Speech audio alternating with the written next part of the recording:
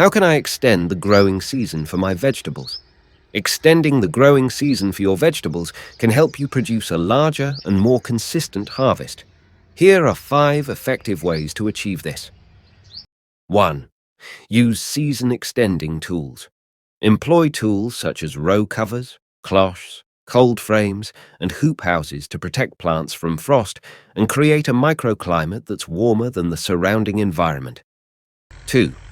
Choose the right varieties. Opt for vegetable varieties that have shorter maturation periods or those that are specifically bred for cooler temperatures. This allows you to start planting earlier in the spring or extend your harvest into the fall. 3. Utilize heat-absorbing materials.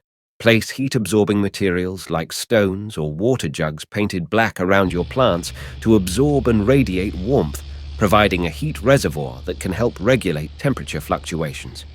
4. Plant in succession.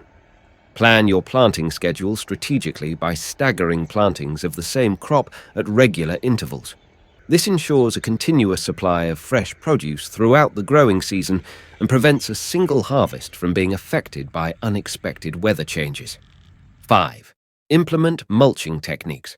Apply mulch around your plants to regulate soil temperature and retain moisture.